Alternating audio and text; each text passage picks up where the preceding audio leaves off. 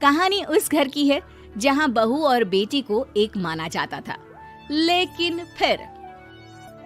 अरे शिखा बेटा, तू रसोई में क्यों घुसी रहती है? जा, रोटी मैं बना लूंगी। नहीं नहीं माँ जी, आप बैठिए, बस सारा खाना बन ही गया है। श्वेता को बोल देती हूँ, वो खाना लगा देगी सबका। सॉरी भाभी, मेरे पास वक्त नहीं है। माँ, मुझे पैसे देना, पार्लर जाना है। हाँ हाँ चली जाना, भाभी को भी ले जाना। वो भी जाने को बोल रही थी पार्लर, पर पहले ना मदद कर दे उसके खाना लगाने में। देख माँ, वो बहू है, उसे बहू रहने देना, इतना सर पर मत चढ़ा भाभी को। श्वेता, ज्यादा मत बोला कर। बहू और बेटी में कोई फर्क नहीं होता है। जा जाकर काम कर। ननद को माँ का भाभी से इस तरह प्यार करना बिल्कुल अच्छा नहीं लगता। वो बार बार किसी न किसी तरह माँ को भाभी के खिलाफ भड़काती रहती, लेकिन कोई फायदा ना होता। एक रोज, अरे बेटे किशन, जा बहू को कहीं घुमा कर ला, सारा दिन घर में काम करती रहती है। हाँ हाँ माँ, हम लोग जा रहे हैं ना गोवा। अच्छा जी, भाभी ने तो हमें बताया भी नहीं। वैसे तो सारी पंचायत करती है, ये गोवा वाली बात क्यों छुपा गई हमसे? अरे क्योंकि उसे खुद नहीं पता था बहन। मुझे टिकट सस्ती मिल रही थी तो मैंने बुक कर दिया। हाँ शिखा, पैकिंग कर ले, संडे हम जा रहे हैं गोवा। दोपहर में शिखा पैकिंग कर रही थी कि सास आ जाती है। ये क्या बहू, साड़ियाँ? अरे गोवा जा रही है घूमने या फिर शादी में मायके हैं? माँ जी, ऐसा कुछ है ही नहीं, समझ में नहीं आ रहा क्या रखूं कपड़े में। अरे तेरी और श्वेता की साइज तो एक ही है, उसके कुछ मॉडर्न कपड़े ले ले, आकर लौटा देना। हाँ माँ जी, ये ठीक रहेगा। शिखा श्वेता के पास जाती है और उससे कपड़े मांगती है। ना जी ना, मैं अपने कपड़े ना दूं, वैसे भी फैल जाएंगे मेरे कपड़े, बहुत महंगे वाले हैं।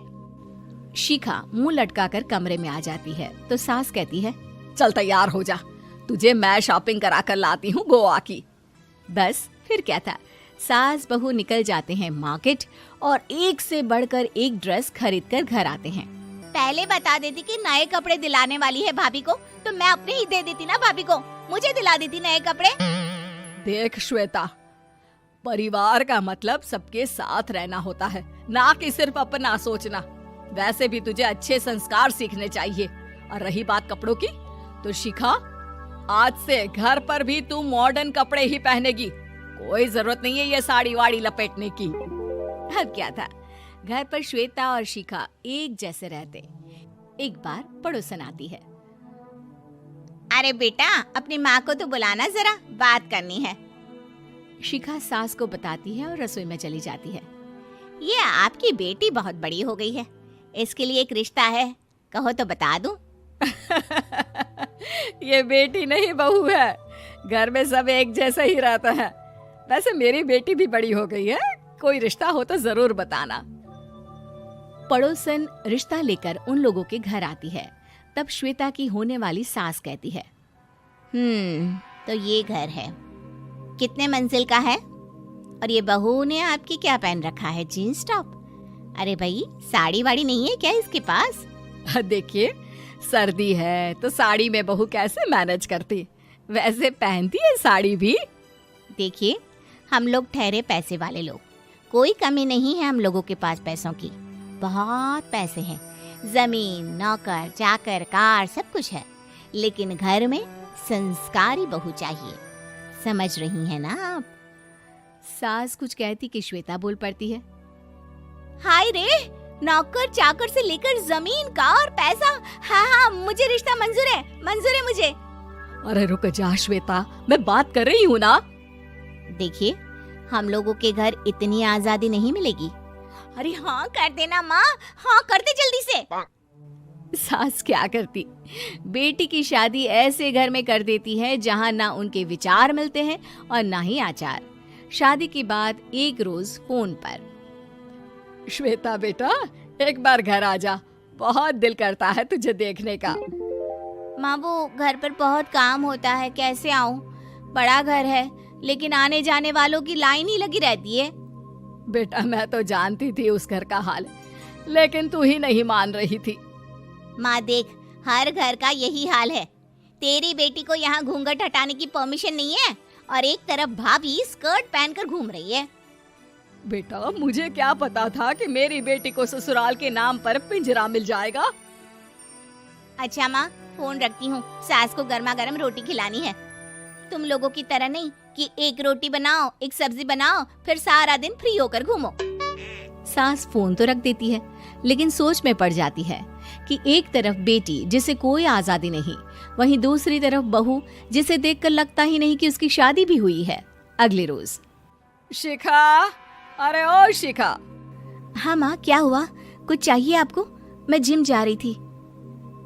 जिम के कपड़ों में बहू को देखकर सास को घूंघट में अपनी बेटी का ख्याल आता है। देख बहू, घर में बहू की तरह रहा कर। इतने टाइट कपड़े पहनकर जिम जाना पसंद नहीं मुझे। जा जाकर रोटी बना। रोटी? माँ, अभी तो शाम के 6 बजे हैं, इस वक्त रोटी? अब क्या मेरे खाने पीने पर भी पहरा है? अरे जब मर्जी तब मैं अपने घर में खा भी नहीं सकती क्या? बहू को अजीब लगता है। वो समझ नहीं पाती कि जो सास कल तक इतनी सपोर्टिव थी, उन्हें अचानक से क्या हो गया। वो किचन में जाती है, गरम रोटी के साथ 2 तरह की सब्जी, रायता, सलाद सब लेकर सास के पास आती है। माँ जी, खाना। इतना सारा खाना?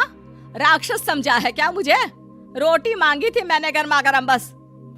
पर माँ जी, रोटी खाती किससे आप? सब्जी तो बनानी थी ना। अरे भूख मर गई मेरी तेरी बहस से। जा जाकर काम कर, अंदर पूरी रसोई साफ कर। बहू अंदर चली जाती है। थोड़ी देर में श्वेता घर आती है। अरे शिखा, जल्दी से चाय ला, पकवान बना, मेरी बेटी आई है। अरे नहीं नहीं माँ, ड्राइवर बाहर खड़ा है। मैं तो घर का कोई सामान खरीदने के बहाने यहाँ आ गई हूँ, मुझे जाना होगा। अरे बेटा, पर कितने दिनों बाद देख रही हूँ तुझे।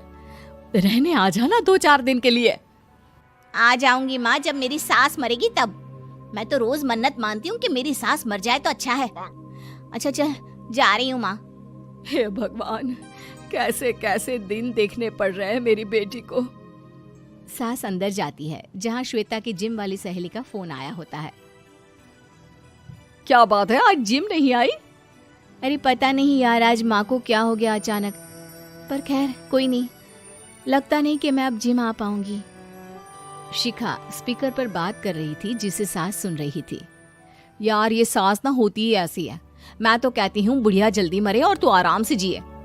शिखा को सहेली की बात पर गुस्सा आ जाता है। माँ के मरने की कौन सा बच्चा दुआ मांगता है मोहिनी? आगे से ऐसी बात मेरे सामने मत करना। हमारे घर की शोभा ही माँ है। क्या हुआ जो थोड़ी शक्ति दिखा रही है? उसमें भी कोई ना कोई उनकी भलाई ही होगी। मैं तो कहती हूँ भगवान मेरे जैसी सास सबको दे, जो सिर्फ माँ की तरह है। सास वाली तो कोई बात ही नहीं है उनमें। सास ये बात सुन रही थी। उनकी आंख में आंसू आ जाते हैं कि क्यों वो बेटी की किस्मत में बहू को भी भागीदार बना रही थी। शिखा, अरे ओ शिखा, क्या हो गया? जिम नहीं जाना क्या?